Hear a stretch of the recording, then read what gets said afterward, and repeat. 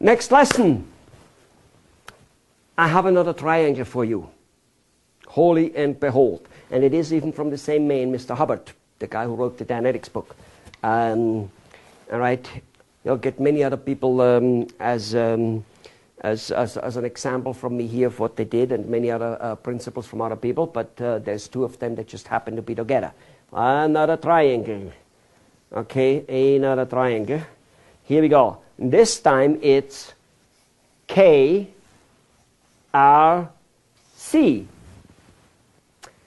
And when I do that in a seminar, I always ask what it means. And I usually get, well, reality, communication, and here some people don't know it. Some say, well, maybe that's knowledge. And it happens to be knowledge. Knowledge. However, this is not reality. This one is responsibility. Responsibility. That's what this one is. KRC. So what does C stand for? C stands for control. All right. Let me shed some light on here. Again, life, marketing, business, and everything, how this thing works together. In order for you to go through life in any shape and form successful, just in any shape and form, you got to have control. You cannot drive a car without being in control. And you do definitely want the other person to be in control too, the guy with the other car, the bigger car. Oh yeah, control. Can you possibly have control over your car without knowledge on how to drive it? Nope, not possible. You've got to have knowledge to be in control. A sales presentation. You got to know what you are doing. That's called control. And by the way, even though that might not be part of this whole series, in terms of sales, a person who is not in control of the sales presentation, of the communication cycle. Remember before, like anyway, communicating. A person who is not in control of the communication cycle will lose the sales presentation. He will not make a sale, or yes, he will make the sale, but it will be a sale which loses money, or at least doesn't get the money you're supposed to get. All right? Part of the control there would be is the potential client, who is not a client yet, he's a prospect. Always confused by people as my client. Did he give you money? No. Well, then he's not your client. He's a prospect. I don't want to lose my client. Well, wait a minute. Did he give you money? Did you already buy? No. Well, then you can't lose anything you don't have. Anyway, in order to communicate with a person, and guide him through of what's best for him or why your product is good for him, you need to be in control of the communication. You are the one who got to be asking the questions and guiding the question. That's called control. If you constantly only answer your prospects, this is important, but it's not part of this series. If you only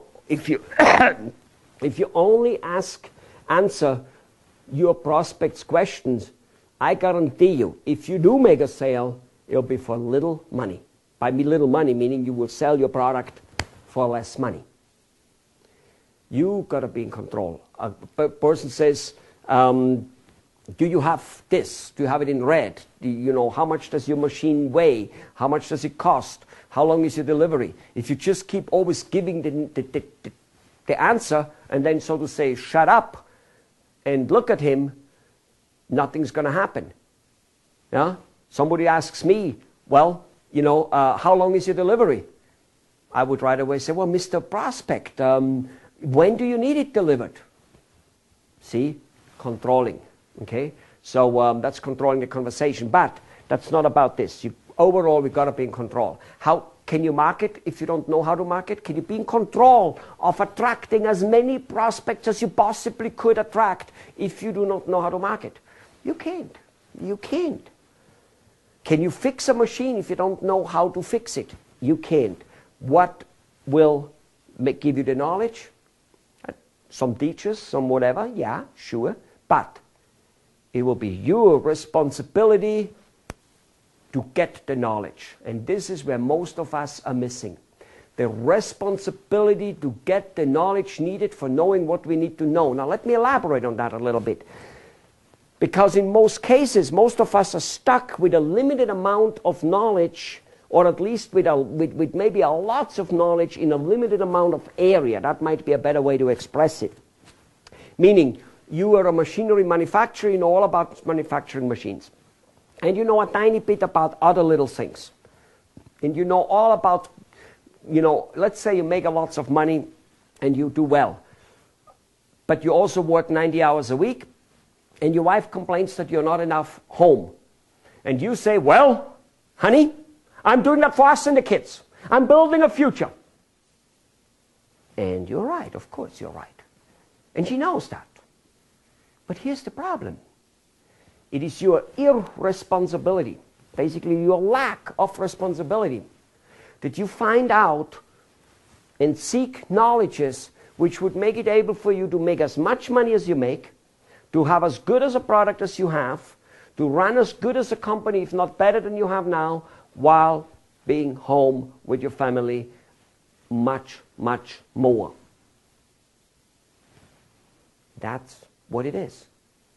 Yeah. It is our responsibility to get the knowledge we need so that we can be in control. And if that is out, we are screwed. And it is out with most of us to a high degree. I wish I could say that I have enough responsibility to get all the knowledge in all areas. I need it. I wish. I wish. I don't. I work on it on a daily basis to improve, and I hope from today on you do too. Because it is completely irresponsible to say, I work hard, but I have no time for my health, I have no time for my sports, I have no time for my hobby, and I have no time for my wife, and I have no time for my kids. I give my kids everything they want. They're going to have 50 lakh ruby a month coming in. They're going to have $50,000 a month coming in. They got everything they want. What else can I do?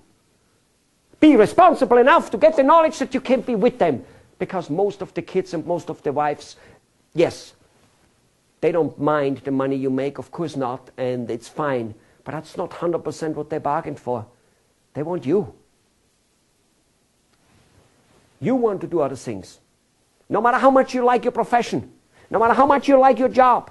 I love my one a lot. I've had several in my life, and I love them all. 15 years in the hotel business around the world, learning languages, learning people. I loved it. My consulting business for 20 years. I love it. But that does not mean I don't also like to do other things. For instance, for me, my company in the United States is running more or less well enough for me to be able to do what I want to do, such as go to new countries, to different countries like India, like Taiwan, and do business there. Go and dabble a little bit in real estate, which sometimes goes well and sometimes doesn't go so well. When there's such a thing like an influx of, some type of volcano erupting and the whole real estate business crashes. Could and should I have known about it? I suppose so. But either way, my point is, on an average, when my wife says, Mom wants to see us, I can go. Because I, on an average, had enough responsibility to build my company in a way that I'm not needed there on an average.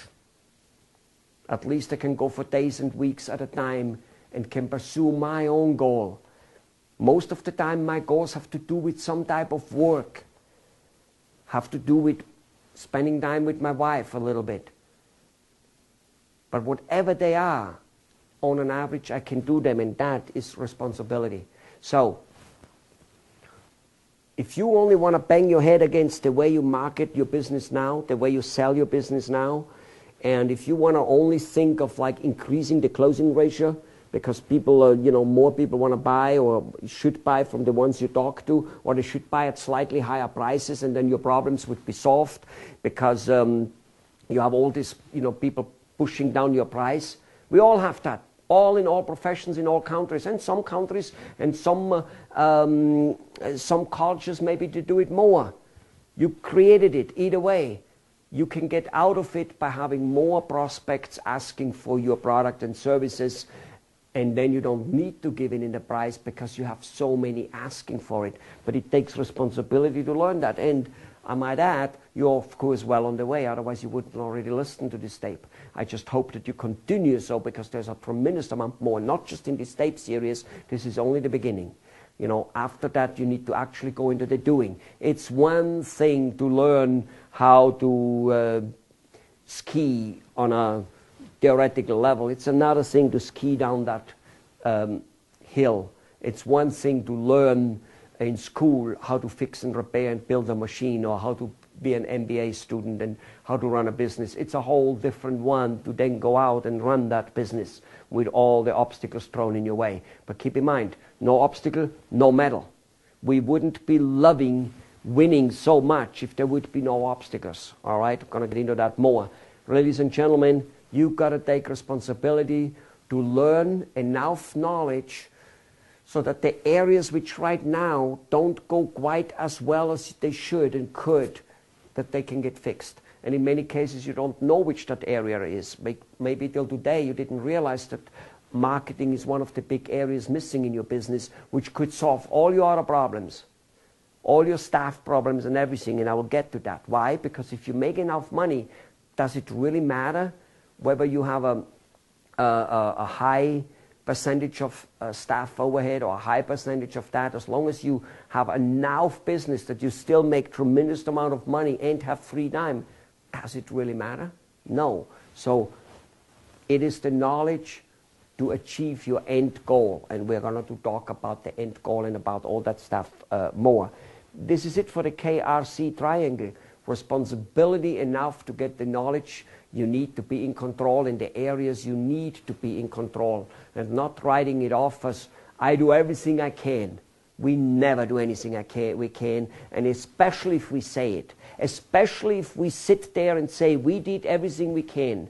A salesperson coming in, or an engineer coming in, or you doing it to your spouse or to your company, the second you catch yourself saying I did everything I could, I guarantee you didn't. Because a person who kind of wants to do things and really, he will never say I did everything I could. He will be succeeding superbly and will say, I didn't do everything I could. What could I have done better? No matter how superbly he succeeds. Not because he's greedy, simply because he wants to succeed better. And so do you. All right, that's it for that. Let's go to the next topic.